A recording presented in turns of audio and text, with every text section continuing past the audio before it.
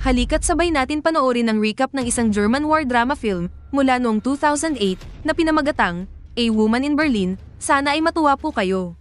Sa unang eksena ng pelikula, ang isang matapang na journalist na nakikitang nagkukwento ng lahat ng mga nakaraang insidente ng digmaan at nagdodokumento sa kanyang diary. Mas gusto niyang manatiling hindi nagpapakilala at kaya siya tinawag bilang anonymous. Sa kanyang pagkukwento, ang eksena ay bumalik sa taong 1945 na naglalarawan sa mga huling araw ng ikalawang digmaang pandaigdig sa Europa. Lumalabas na ang Unyong Sobyet ay sumugod at nagsimula sa silangan ng Berlin upang makuha ang lungsod. Sa araw na iyon, nagpaalam si Anonymous sa kanyang asawa na may mataas na ranggo na sundalong Aleman sa partido ng Nazi. Kasunod ng kanyang pag-alis, nagpunta siya sa party para mag-hangout kasama ang kanyang mga kaibigan na mayayaman. Sa panahong ito, pinag-uusapan nila ang patuloy na kalagayan ng mundo at naniniwala din siya na mananalo ang kanilang bansa sa digmaan. Tila nakakalimutan nila ang maaring pagsalakay ng mga sundalong Sobyet hanggang sa may malaking pagsabog ang nakagambala sa kanilang partido. Nagkagulo sila at habang tumatakbo sila para mabuhay, nakikita natin ang pagkawasak ng Nazi Germany kung saan ang mga gusali ay tuluyang nawawasak. Sa gitna ng pambobomba na ito, si Anonymous at kasama ng iba pang mga sibilyan ay nakakita ng isang underground na bunker na may mga nakatagong iba't ibang babae, bata at ilang matatandang tao. Kinikilala ni Anonymous ang ilang tao na nasa loob, karamihan sa kanila ay natatakot na iwan ang kanilang mga trabaho at mawala ang mga mahal sa buhay na sumama sa digmaan. Nasaksihan din niya ang isang nakakabahalang tanawin ng isang babaeng nahihirapang huminga dahil na-absorb niya ng matagal ang mga pinakawalang kemikal na ginagamit ng mga Sobyet. Habang siya ay nakaupo at kumuha ng inumin, pinag-iisipan niya ang kanilang kasalukuyang pakikibaka at nagpa siya na isulat ang lahat ng nakikita niya para sa kanyang asawa. Nang maglaon, tumigil sandali ang barilan at ang mga sundalong Sobyet ay nagmarcha sa mga lansangan na naghahanap ng mga nakaligtas na Aleman. Inutusan din nila ang mga sundalong Aleman na lumabas at isuko ang kanilang mga sarili. Ngunit tumanggi ang mga Nazi na tumanggap ng pagkatalo, kaya pinili nilang lumaban hanggang sa huli. Nagpaputok sila mula sa mga matataas na palapag at balkonahe ng mga gusali at pinapatay ang ilang mga kaaway na sundalo. Sa kabila ng lahat, nanaig ang puwersa ng Sobyet dahil lamang sila sa bilang ng dami ng sundalo. Pagkatapos, si Major Andrei Rybkin ay nakatanggap ng isang tawag sa telepono mula sa kanyang superior na nagutos sa kanya at sa kanyang batalyon na ihinto muna ang kanilang patuloy na pagsulong. Samantala, nahanap ng isa sa mga sundalong Sobyet ang mga nakatagong sibilyan sa ilalim ng lupa. Si Anonymous ay nakapaglakbay na pala sa 12 bansa at may iba't ibang alam na wika, sinubukan niyang lituhin ang mga sundalo sa pamamagitan ng pakikipag-usap sa wikang Russian.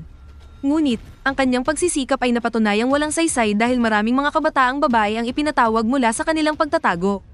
Lumabas si Anonymous at nasaksihan ng buong kalye na napapalibutan ng hukbong Sobyet na nagdiriwang ng kanilang tagumpay. Ang mga babae ay tinanong at tinutokso ng mga Sobyet na dahilan upang hindi sila maging comfortable. Bilang resulta, tumakbo si Anonymous pabalik sa ilalim ng lupa at nakita niya ang isang batang babaeng Silesian na inaabuso. Pagkatapos maghintay ng tamang oras, mabilis niyang iniabot sa babae ang susi ng kanyang lumang apartment at hinikayat siyang tumakas kaagad. Di nagtagal, si Anonymous ay nabahala sa isa pang sundalo na pinilit ang isang babaeng Aleman na isama sa abandonadong silid para sa kanyang kasiyahan. Sa pagtatangkang tulungan siya, hinabol niya sila hanggang sa silid, matapos niyang subukan linlangin ang lalaki, tumakbo agad palayo ang babae, at naiwan siya mag-isa kasama ang sundalo. Alam niya na dahil dito siya ay nasa panganib kaya nakaramdam siya ng takot, ngunit nagawa niyang manatiling kalmado dahil sa isang mabilis na pagkilos, hinikayat niya ang sundalo sa isang madilim na silid at nagawa niya ikulong siya sa likod ng isang hawla bago tumakas agad. Pagkatapos ay pumunta siya kay Major Andrei at humiling na itigil ang pang-aabuso sa mga babae. Gayunpaman, binaliwala ito at sinasabing ang mga sundalo ay malinis at malusog upang gawin ang anumang gusto nila. Dahil sa narinig niya, lalo siya nawalan ng pag-asa. Pagbalik niya sa ilalim bigla siyang hinila ng isang sundalo sa kadiliman at pinilit ang nais. Sa susunod na eksena, pinahintulutan ng isang mabait na biyudang Aleman si Anonymous na manatili muna sa apartment kasama ng iba pang nakaligtas na mga sibilyan. Nang maglaon, habang nagpupulong sila, binanggit ng isa sa mga inabusong babae na ang mga grupong Sobyet ay nagpaplanong alisin ang lahat ng mga Aleman sa lalong madaling panahon. Ang kanilang pag-uusap ay biglang naputol nang pumasok ang mga Sobyet sa apartment upang dukutin ang mga babae. Kaya ang lahat ng mga sibilyan ay nagsimulang tumakas, maliban kay Anonymous, na iniisip niya na ang pagtakas ay walang saysay. Di nagtagal, nakita siya ng mga sundalong Sobyet at ginamit siya sa kasiyahan ng kanilang katawan. Ang mga pag-ataking ito ay nagiging pang-araw-araw na pagsubok dahil pinipilit ang mga kababaihan na isuko ang kanilang bataan para sa kasiyahan ng mga sundalo. Sa paglipas ng panahon, kinondisyon ni Anonymous ang kanyang sarili para tiisin ang mga hinihingi ng mga sundalo, masakit sa loob niya. Sa kabila ng mga paghihirap, sinisikap niyang palakasin ang loob ng mga kababaihan, tinitiyak sa kanila na mabubuhay sila. Gayunpaman, sa isang punto, si Anonymous ay napipilitang dumaan sa ilang magaspang na pakikipagtalik. Hindi na niya kayang tiisin ang kalupitan, siya at kasama ang isa pang babae na nagngangalang Barbie, ay pumunta kay Major Andre at nagreklamo tungkol sa mga malupit na pang-aabuso sa kanila. Bilang tugon, pinaalis sila ng Major, na ikinwento kung paano gumawa ng mas masahol na bagay ang mga sundalong Aleman sa mga Ruso sa mga nakaraang digmaan. Sa kabila ng pagkabigo, hindi sumuko si Anonymous at pumunta kay Teniente Anatol upang humingi ng tulong. Pumayag ang tenyente sa isang kondisyon na kailangan niyang pagsilbihan siya ngayong hapon. Tinanggap niya ang alok, sa pag-aakalang makaiwas man lang siya mula sa walang sawang pang-aabuso ng mga hamak na sundalo. Sumapit ang hapon, inanyayahan ni Anatol si Anonymous at ang ilang sibilyang Aleman na magparty kasama ang kanyang mga kapwa sundalo sa isang apartment. Habang nag-e-enjoy silang lahat, sina Anatol at Anonymous ay nagkaroon ng masayang pag-uusap. Pagkatapos ng party, humiga ang lahat sa kama, habang kailangang tuparin ni Anonymous ang gusto ng tenyente. Kinabukasan, bumalik siya sa kanyang apartment at nakita si Major Andre na sumalubong sa kanya. Pero hindi niya ito pinansin dahil wala siyang pakialam sa mga dati niyang reklamo. Upang makabawi sa kanya, inutusan niya ang isa sa kanyang mga sundalo na kumuha ng tubig at sabon para sa kanyang paliguan. Galit na galit ang isang Russian medic na si Masha sa ginagawa ni Major Andre. Dahil dito, personal niyang inihahatid ang sabon na pampaligo kay Anonymous at inilabas ang kanyang galit sa pamamagitan ng paghagis ng sabon sa kanyang mga paa at idineklara rin niya na sa kanila ang Berlin. Pagkatapos, nakipag-usap ang Major kay Anonymous ng private. Inaasahan ni Anonymous na gusto niya lang paligayahin ang sarili gaya ng iba, kaya pumasok siya sa isang silid at naghubad ng walang imik. Nang makita niya ang mga pasa sa buong katawan nito, nakaramdam siya ng sama ng loob sa pagtrato sa mga babae at agad siyang umalis. Sa mga sumunod na araw, inaabuso pa rin ng mga sundalong Sobyet ang mga babaeng Aleman. Naaawa ang Major sa sitwasyon ngunit wala siyang lakas ng loob na harapin ang kanyang koponan. Samantala, patuloy na isinusulat ni Anonymous ang kanyang mga karanasan sa kanyang diary. Inilalarawan niya si Anatol na pumupunta lang pag nais niya lumigaya at umaalis din ayon sa gusto niya. Makalipas ang ilang araw, dumating si Major Andre at ang ilan sa kanyang mga sundalo sa apartment ng biyudang babae na may dalang masasarap na pagkain. Pagkatapos ay umupo sila kasama ng mga sibilyang Aleman at nakipagsaya sa kanila sa oras na iyon, nakipaghalubilo sila sa kanila. Hindi nagtagal, ang isa pang grupo ng mga sundalong Sobyet na pinamumunuan ni Teniente Andropov ay biglang pumasok sa gusali ng apartment at nagsimulang manghimasok sa loob ng bawat silid.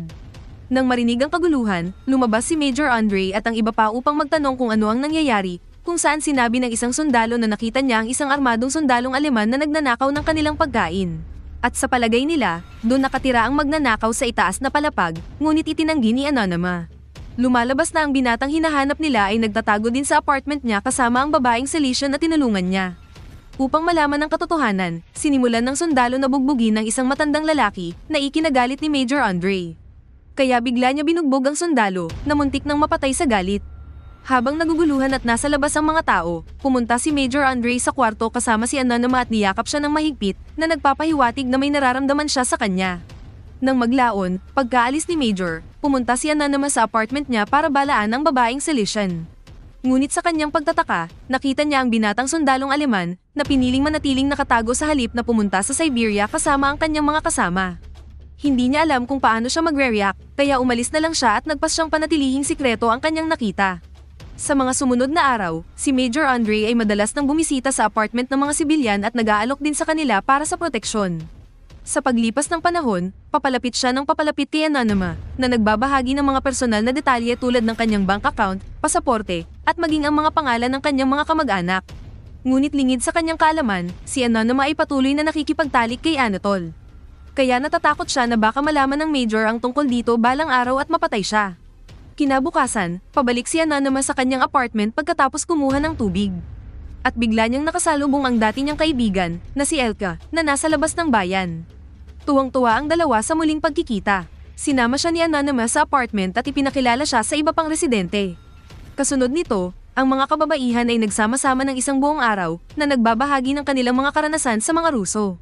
Nagtsitsismisan sila tungkol sa kanilang pakikipagtalik sa mga sundalong Sobyet at pinagtatawanan pa nila ang mga ito. Pagkalipas ng ilang araw, dumating ang general ng Germany upang ipahayag na ginawa ni Adolf Hitler ang hindi dapat gawin sa sarili, na nangangahulugang natalo ang Germany sa digmaan. Inutusan niya ang lahat ng natitirang mga sundalo na sumuko dahil ang anumang pagtutol ay magiging walang kabuluhan.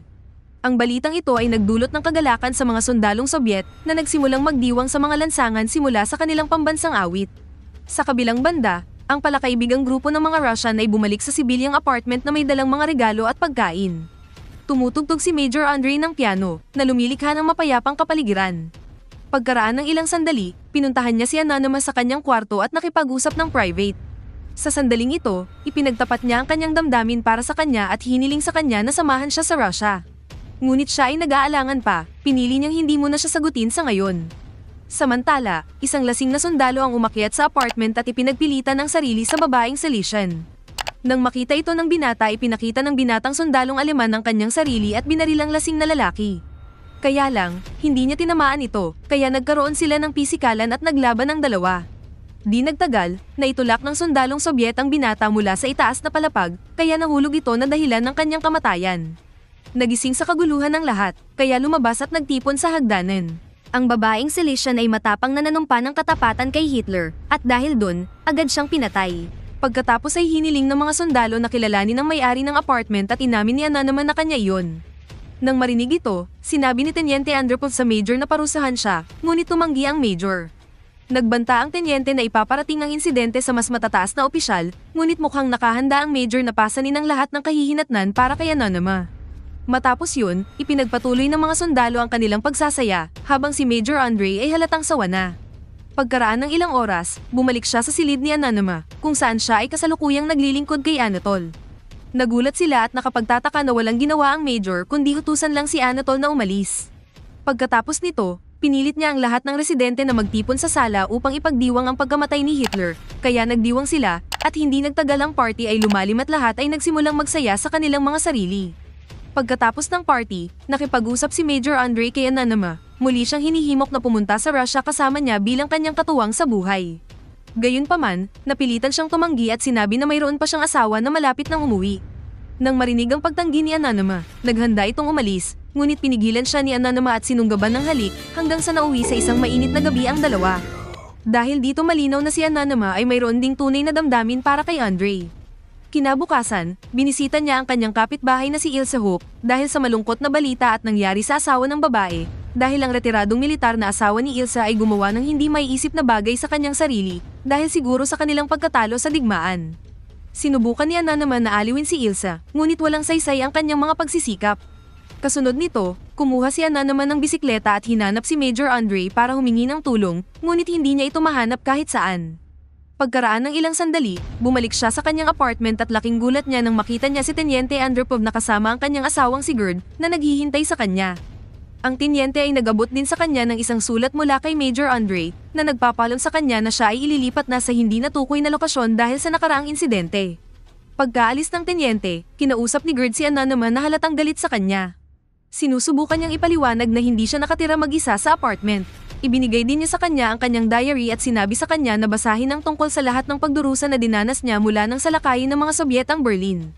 Umaasa siya na mauunawaan ni Gerd ang sitwasyong kinaroroonan niya noong mga panahong iyon, ngunit labis na nadismaya si Gerd, kung kaya't tinawag pa siya nito bilang isang kasuklam-suklam na babae. Pagkatapos, nagmadali si Anonymous sa kampo ng militar upang makita sandali si Major Andre sa huling pagkakataon. Kahit na nalulungkot siya sa pag-alis nito, nagpapasalamat siya sa pagprotekta sa kanya at pagtrato sa kanya ng maayos. Bago maghiwalay, hinawakan nila ang kamay ng isa't isa at hangad nila ang kapakanan ng isa't isa. Pagkatapos ay bumalik muli si Anonymous sa bahay upang makita ang kanyang asawa na gumawa ng kaguluhan sa apartment. Ngunit sa kabila ng kaguluhan, pinipigilan niya ang pagbigkas ng isang salita na hindi makakabuti. Makalipas ang isang araw, umalis si Gerd sa lugar nang hindi nagpapaalam sa kanya. Isinalaysay ni Anonymous na hindi niya alam kung saan siya nagpunta at kung babalik pa ba siya sa kanya. At sa huling eksena, ipinahayag na noong unang inilathala ang kanyang diary sa Alemanya noong taong 1959, malungkot na itinanggi ang paratang sa kanya bilang isang kahihiyan sa mga babaeng Aleman. Nabigla siya sa pang-aalipusta mula sa kanyang mga kontemporaryo, tumanggi ang may akda na payagan ng anumang karagdagang mga edisyon na may publish ito hanggang sa kanyang kamatayan. Dahil dito, kahit na siya ay pumanaw na, ang kanyang pangalan ay nanatiling mahigpit na lihim.